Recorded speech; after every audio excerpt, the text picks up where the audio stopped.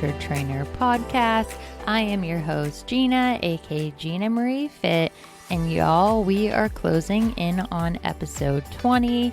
And if you're like, why is that important? That is where podcasts go to die. I've been doing research and there's this weird threshold that when podcasts hit that 20th episode, they like fall off the face of the earth. So I definitely want to hold myself accountable and keep the vibes high. I appreciate so much the fact that I keep running into people that talk about my podcast, and it just makes my heart so happy to know that this is a positive, educational, inspiring space, and that you're getting something out of every week's episodes. Just lights my soul on fire and makes me want to do a better job. So I'm really working on a plan, especially this video concept. I actually ordered some Bluetooth microphones and I have a plan. I don't know how the plan's going to work out, but one of my friends is going to help me give it a shot, and we're going to see if I can find a way to make this work, because I would really like to start the interview process. I just don't want to spend almost $1,000 for 2 episodes yet. And so something I really respect is time. And if you can give me more of my time back, then I went to a financial conference the other week, and they were talking about the people that make the most money have the most time. And so I definitely want to outsource things for my video editing when we get there. I just want to make sure that financially I'm in a place of abundance, and that I don't cut from other areas just to put out a video. And so I'm working on that. This is definitely something I've been doing on my own for 3 months now. Takes a lot of time, but in my opinion, it's worth it. And so that I know is definitely in the mix. So if you're somebody that is doing the most, is a thought leader, has a story, and you're like, hey, I would totally be on her podcast, just drop me a DM over at the Unfiltered Trainer, and I will put you on my running list, because I definitely have some ideas of some people I definitely want to interview, because I want to get diverse perspectives and really appeal to a larger audience so that this conversation isn't one-sided. And then something that I feel like I'm just going to address, because I keep sitting down to make the episode and I just get so self-conscious about it.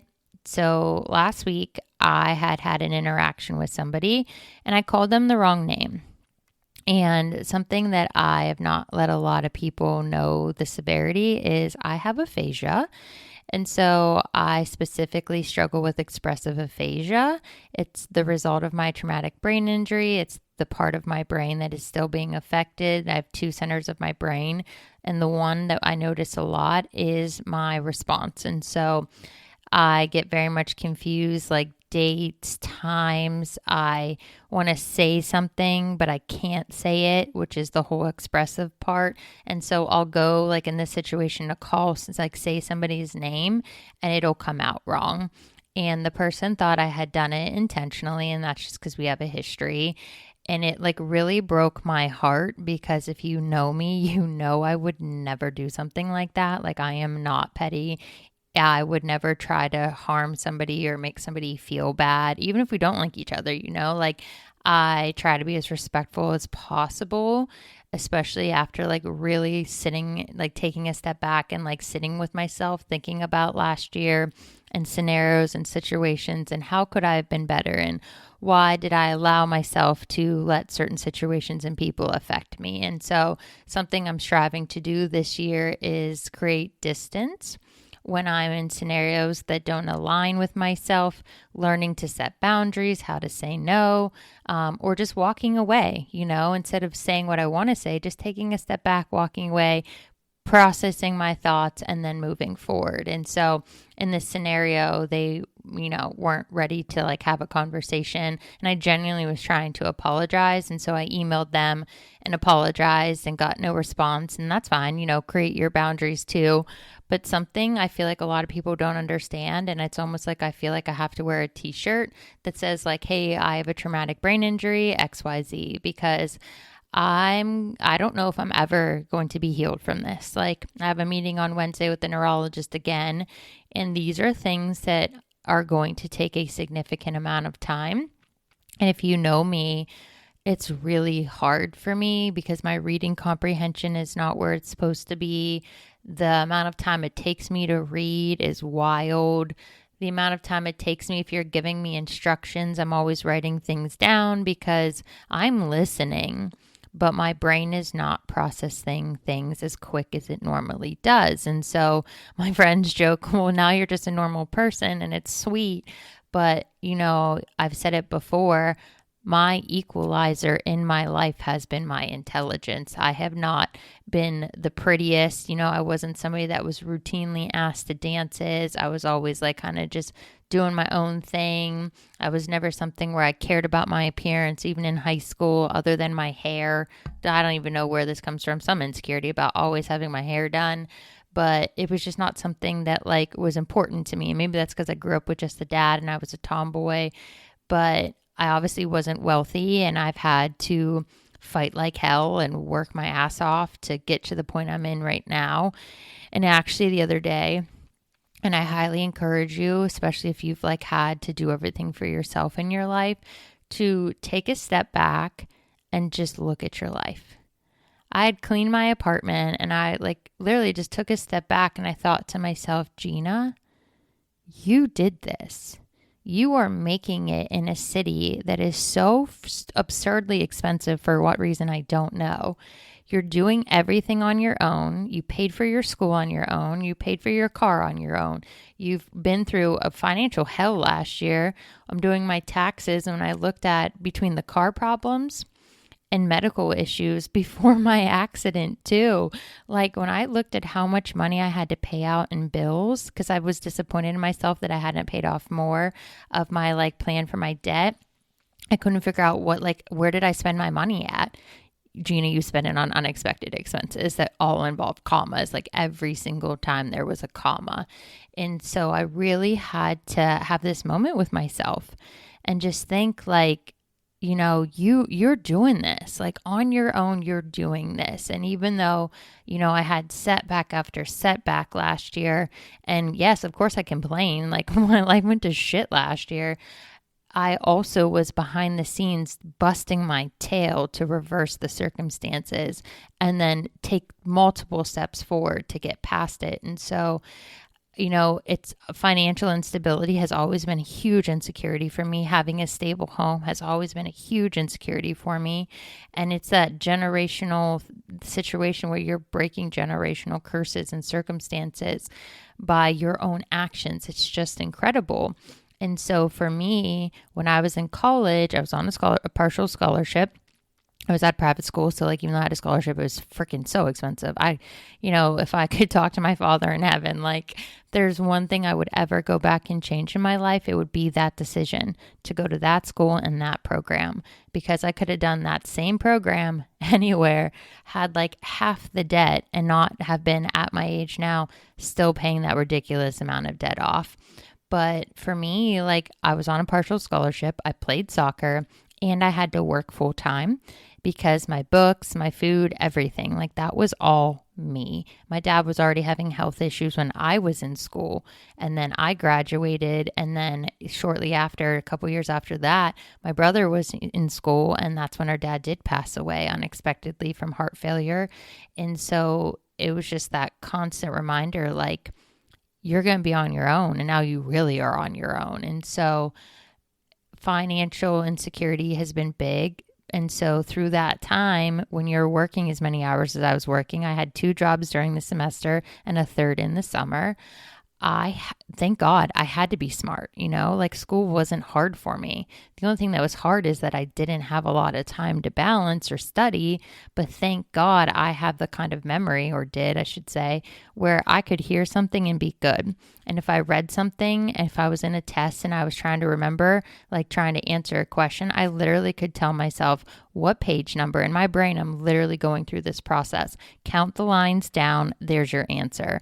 And that is how I survived school. Thank God I was smart, because I didn't have the appropriate amount of time to study. I probably could have been straight A student if I had the appropriate time to study. I still obviously did well and got to the point I'm in now. But if I had not been that smart, I don't even know if I would have graduated. And so for me, in this life of always feeling inferior for so many reasons and from where I came from, that equalizer was my intelligence. And because of this accident, it's been taken away.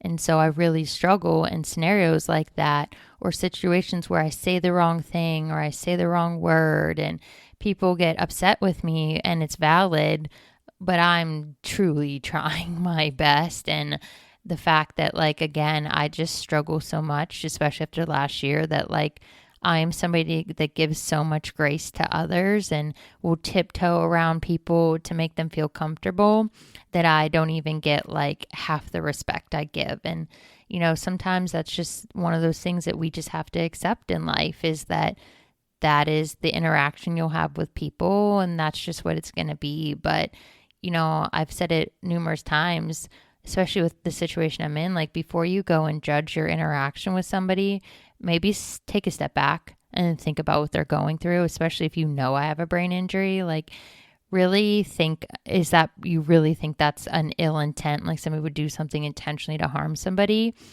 Reality is that's most likely your own insecurities you're projecting onto people if you know that person and that's not their intention. But it just kind of goes to show, like, as we're going to talk about today's episode, is how you perceive things and how to know the difference between how you perceive things and what is fact. And that is why today's episode is called Fitness, Dedication, or Obsession, because I have been there, where you are so obsessed with an outcome that it dominates your thoughts, your feelings, and your lifestyle, versus the phase I'm in now, which is dedicated and consistent, where I devote and wholly and earnestly am trying to strive to achieve a purpose, to feel the healthiest I've been in a long time, without the obsessive need to let my end game goal dictate my entire life. And so how do you determine when it becomes an obsession? And this was myself in college, and this is the difference. And you'll see it as we talk through this podcast today. In college, I was obsessed. I was a collegiate athlete. Before school, we had 3-a-day practices, and you're in like a sports bra and shorts. And I think this is where my insecurity with shorts actually comes from. And you would look at yourself and you'd look at everybody else, and you obviously were young and impressionable, and like you could tell if you looked different from other people. And it didn't matter, like you were different where you came from, your body stature, none of that. You just saw the physical. You know, you're young, you don't know anything yet. And so that is when my restrictive eating started and my obsession with fitness. I have talked about this on the podcast before. Used to dictate what I ate by my performance in my training sessions. And if I ate outside of that plan, I would be back in that gym and I would be adding another cardio session. And it's something that didn't end in college, unfortunately. It only got worse in my mid-20s. I went through a really bad breakup, gained 30 pounds, just kind of lost myself. I was so devastated. And that was the year they found my mass and had to have 3 surgeries. And it was just like a nightmare from February to December, when I got the clearance that my body had accepted my cadaver graft and I was finally in the clear. And it was just this wild roller coaster of going from extremely thin to overweight, and then doing everything wrong to obtain a physique that no longer was something that truly was healthy or possible. And so I fell victim to advertising.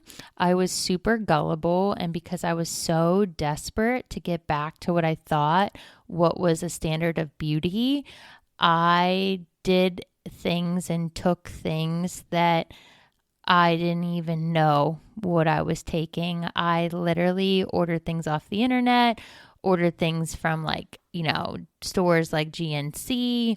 If it had to do with weight loss or acceleration or thermogenics, I took and did everything I possibly could to lose that weight. And I definitely was over exercising. I was under eating like 1,200 calories, and I was lifting. And there's a reason why I shared it in the on my personal page, Gina Marie Fit, the Monday reel. I actually let you see the progression of how thin I was to being healthy to where I'm at now. And it just blows my mind to think what I put my body through. And I feel like that's the reality for a lot of women in this country is we fall victim to overtraining. And what we don't think about because we're looking for short-term gains is the reality of the long-term damage. And so something that's really important was really helpful for me is to ask yourself, why are you obsessed? Find the reasoning behind it. It's usually emotional. You're not overtraining because of science. Science tells you not to overtrain. It usually comes down to insecurities and inner obsessions, and it's emotional. And it honestly, if you're anything like I became, exercise became punishment. I had workout anxiety and guilt if I had to miss a workout because lab went late or my workout wasn't as good as the previous day's workout. There was extreme anxiety and guilt there. And that is like red flag central because culturally, women have sadly an obsession with how we look. And because of where things are at now with social media and all of these options to literally morph your appearance. There's so much pressure to look a certain way, to utilize these things that are out there now at these clinics to become what is now the standard of beauty. And it's for women, it's sad because it never ends. For a while, the thing was being overly thin, and then you had the BBL phenomenon, and now you have this phenomenon of Botox and filler, and it's just sad because we don't allow aging to be beautiful. There's nothing wrong if you want to get a boob job, do what you want, do what you need to do. But if you're doing it because you're insecure, really address your insecurities first, because getting a boob job, if you are insecure, is not going to heal your insecurities, to be quite honest. You're just, buying yourself time. When I say it's sad, what's sad is aging is beautiful. And aging means that you have lived a life. There's quality in that quantity. And aging comes with a story and experiences. And we're trying to almost freeze ourselves in time. And it's just sad to me that we can't embrace letting people be who they are and be in the position that they were created to be. Because we feel like now, God forbid you have wrinkles, now you're not beautiful. Like, it just makes me sad that it's just this constant need to look and achieve a level of perfection that truly doesn't exist. And it's not that I'm speaking ill on anybody that has those things. To each your own, like I want to look a certain way. And some people might not think that is beautiful, and that's okay. We all have our own opinions and beliefs, and we all seek to live a certain way. I'm just saying that what's sad to me is that women never get to be enough, it feels like, in this culture, and you're so constantly defined and spoken about by your physical system versus getting to know somebody and then seeing what they look like. And that's where I feel like this comes from. There's an impact on your mental and physical health when you become obsessive with your fitness. And something that's really important is the attitude and the why about moving your body. And so if you don't have joy and excitement about your workouts, and instead you feel this overwhelming sense of stress because you missed a workout, then that is a red flag and a sign that you really need to reassess the situation, because you should be excited to work out. You should be excited to move your body. You shouldn't have to say, oh my God, I have to work out. No, you get to work out. You were able-bodied. That is a beautiful thing, to be able to move your body. So if you have this attitude and stress because you missed out on a workout, and you're not disappointed because you wanted to have that experience, you're disappointed because you have fear regarding the outcomes of missing that workout, then you were in that case of scenario where you really need to assess your situation. The second thing about how it impacts your mental and physical health is getting to the point of obsession that you have to schedule your life around your workouts instead of finding ways to balance exercise into your schedule, that shows that you have an unhealthy obsession. It's not that you're that dedicated. It truly becomes dangerous to your life because it's not sustainable. The third one is the guilt and the shame. Exercise isn't a substitute for mental health recovery.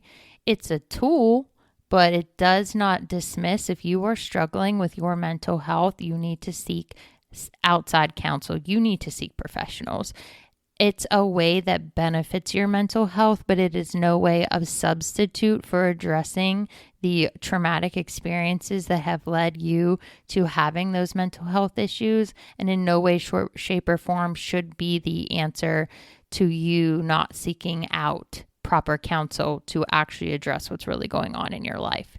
Number 4, you should want to move your body and honor it. And in that sense, if you're looking and you're wondering about how it impacts your mental and physical health, if you're not honoring your body and instead you're punishing your body when you're working out, that isn't a sign that you have an obsession. You should not be killing yourself in the gym, pushing yourself, going harder when you know you are fatigued, when you know you are depleted. Honoring your body means respecting your limitations and having boundaries. A couple episodes ago, we talked about the importance of boundaries. That involves this situation too. And lastly, what's really important is that what will positively impact your mental and physical health is fostering a positive outlook on aging, on your current circumstances, situations. Maybe you're in that busy season of life where you're limited, and like truly adopting habits for quality of life so that quantity, that number that's associated with your life is full of quality, not just quantity. You don't just focus on the years, but the quality in the years. Now, we've talked a lot about the basis of this, so let's talk about the risk of overtraining or like when you're over exercising. For the general population, increased physical activity means that you're following all the best medical advice towards health and fitness. But what happens is this pressure to overtrain, overexercise, almost expedite your results leads to a variety of health issues, including disordered eating, amenorrhea when you lose your menstrual cycle, and osteoporosis in women. And so overtraining results from not giving yourself enough rest, like true rest days in between your workouts, not getting adequate nutrition for the current workout regimen you're following, not getting enough sleep, you're exercising so intensely, or you're not cutting back on your workouts when you're sick or you have too many stressors going on, which just increases your cortisol and increase further risk for disordered issues. And one of the biggest things with overtraining that I see in clients is that nutrition is a huge factor in overexercising, because those who are looking to lose weight and work out, they should have a gradual reduction in calories over time while maintaining your key nutrients, those macro groups.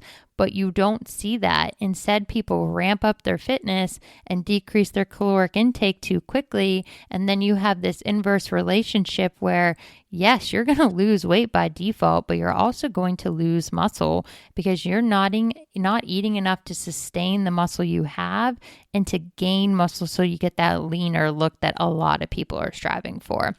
Overtraining also results in when you ramp up your program too quickly, especially as like those who are beginners, and you start lifting more than you should, or you're working out too quickly. There's a lot of issues that come from this and overtraining, specifically something called rhabdomyolysis, which is when your muscle tissue breaks down and it actually releases a damaging protein into your blood. And when that tissue breaks down, it actually results in your myoglobin going into your bloodstream, and that actually can damage your kidneys. So there's a lot of health risks with overtraining, working past the point of when your body's literally telling you you need to stop, and it truly does become counterproductive. And so for baseline health, this is not for any specific type of goal. This is just the general population. They recommend 150 to 300 minutes of moderate activity or 75 to 150 minutes of vigorous activity, along with strength training at least 2 days a week. And so when you're planning out your programming for the week, this is why it's so important to have somebody that that knows what they're doing. And it's crucial because if you have somebody that doesn't know how to properly do a programming regimen, you could be in that category where you're like literally putting your toe on the line of overtraining because you don't have a system that aligns with what your body should be doing. So, I love to talk about how do we properly address something when we're struggling. And so this is that point of the podcast where we transition into the tangible steps. If you are somebody that has dealt with this before, maybe you're dealing with it right now, or you're on the verge of it, there are key components to address to actually honestly change your mindset and then change the outcome for your health. And so the first thing literally is changing the way you see health and fitness and changing the way you see your training. And I know that this is easier said than done. You have to be aware of exactly what you were thinking before, during, and after. And so when you're going to do that training session, how do you feel? Are you exhausted? Are you already thinking like, oh God, I don't want to have to do this today? Really look at where you were at before you go into that training session. That might be that trigger sign that, hey, you need to rest. This is your opportunity to take that break. How do you feel during your training sessions? Obviously, muscle soreness and fatigue are normal, but are you so depleted that you cannot pick up your weight? Like say you're doing an RDL, and if 30s feel absolutely exhausting and you're used to lifting as you're progressing through your sets, 40, 50, 60 pound dumbbells, that is your sign that that is not an ample time to be training. And then I want you to think about, how do you feel after you train? Do you feel invigorated? Do you feel happy? Do you feel literally so exhausted that you can't function? You're dizzy, you're just striving to get home and you're struggling to complete any tasks after you work out because your body does not have the energy sources it needs to perform for the rest of the day. I want you to really address the anxiety you feel, that guilt, that shame. Where does that come from? Those are deep-seated issues that are not because of your fitness. Why do you feel inadequate? Why do you feel that you have to eat in that limited caloric intake to maintain that physique? What would happen if you didn't restrict yourself so much? Those fears, when you realize that fear won't come true. Your worth isn't lessened because of your body and you don't have a six-pack, face your anxiety and your fear. And then think about what you could achieve by not working out. Really change your mindset around things. The extra rest I've had, I've been literally loving it. My apartment is immaculate. Everything is done. I have time to go to dinner with friends during the week. This newfound freedom I've been given because I've had to rest more because of my recovery has actually been the most incredible thing, because if you're not spending that extra session in the gym because you're doing 2-a-days, think about everything you could be doing for yourself and others when you're doing that unnecessary second session of the day. Something that can be helpful, number 2, is journaling. I know I'm not a big journaler, but I do like to write things down or take a note in my phone. Really look at the concerns. When you take a break, and I highly recommend this, if you are in this category, I highly, highly encourage, and I know you're not going to want to, but I highly encourage you to take a break. And when you take that break, if you take a break for a month, really look at your life. Really look at where you were at when you were overtraining, working out twice a day, 7 days a week. And then you take that break and you see the difference in your body. It will really help you with that concept of realizing that your fears won't come true. Your whole world does not end because you missed a training session. It's not going to end because you missed a training session. And it's not going to end because you took a month off. You will realize that your perspective will shift and you will change the way you see yourself in training. And it'll actually help you to feel reinvigorated so that when you do step back in the gym, the excitement will be real, it'll be valid, and you'll genuinely be happy to be there. Number 3, please respect the fact and give yourself grace that true healing purposely takes time. You purposely have to schedule time to focus on your healing. And that could come from therapy. I love an unbiased opinion. My God, therapy is so beneficial for so many reasons. But really focus on healing those issues after you work on your mindset, you journal, you're going to realize there's some issues there. And when you take the intentional time to focus on them and heal from them, and then you go back in the gym, oh my God, you're going to feel like such a baddie because you're going to have a newfound purpose and reasoning behind it, and it's going to elevate your whole experience. Number 4, you may simply just have to change your frequency, change your programming. If you're always exhausted and depleted and you're doing these 6-7 day workouts or these 2-a-days and your body isn't changing, one of the best things you can do is change your frequency. Like, it's wild sometimes what doing less will actually increase your results more. And so it could simply be just a change in programming is necessary. And number 5, learn to be whole on your own. Something that when I was in my young 20s and I was doing all the crazy things I was doing that just like now I just realize are so inappropriate, I was doing it because I wasn't whole on my own. I was heartbroken. That person was my identity. It's so sad to me when like your friends start dating somebody and they truly lose their identity. Like they fall off the face of the earth. They don't make time for people because their identity is that other person. You need to be whole on your own because at any point in your life, that person could be gone for a multitude of reasons. If you're not whole on your own and you lose that person, you will be literally lost. And I've seen it so many times with people in my life, and it just breaks your heart because they don't know left from right anymore. You need to be whole on your own before you enter any kind of relationship because the people that are around us truly do morph our thoughts, our opinions, our belief systems. And so if you're not whole on your own and you go into that relationship, for example, with somebody that is giving you all of the things you think you need, and it's actually just filling in these little holes and gaps in your life, and you lose that person, it truly does become detrimental to your existence. And then you no longer feel beautiful. You no longer feel like you have value. Your worth cannot be synonymous with somebody else's opinions. Your worth and value has to come from you. Be whole on your own so that when you do enter a new relationship or a friendship, you can be the best you can be. They'll be the best they can be. And then that growth will happen over time in a natural position instead of this falsified narrative that you've developed because you're insecure and that person is hiding those insecurities because they're temporarily healing what you haven't addressed for yourself.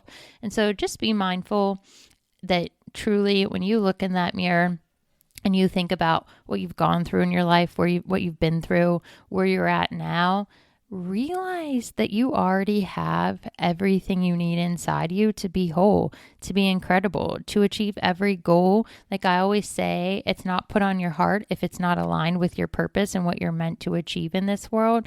And so realize that you don't need anybody. It's a blessing to have people, but you are whole on your own and you can be whole on your own, and you are strong enough to go after whatever it is that sets your soul on fire. And it's not dictated by what's reflected in the mirror. It's dictated on what's in your soul, what's in your intention, and who do you want to be and what do you want to achieve. And you, and solely you, are the only person who can define that, so that when somebody does come into your life and your goals align, it's incredible what you achieve because you are whole on your own and you are doing the things you need to do to be healthy, mind, body, and soul. All right, y'all, that's today's episode. I hope, as always, it's purposeful, it's helpful, and it resonates with you so that you leave this podcast knowing everything you're capable of achieving, and then you go out and take that next step forward to greatness. Don't forget to subscribe to this podcast. Leave that 5-star review. I'm going to be doing the giveaway at the end of the week for February's winner, so make sure you leave a comment. I can see the 5 stars, but if you don't leave a comment, you don't actually get to see it. So make sure you leave that comment. Let me know what's resonating with you. And don't be afraid to go DM the Unfiltered Trainer and ask for an episode you'd like to see. I want this to resonate. I want this to feel like a community experience. And so if there's something you need some assistance with, don't be afraid. Shoot me a DM and I definitely will address it in an upcoming episode. But I hope we get to chat soon, and I hope you go out and have yourselves a great day.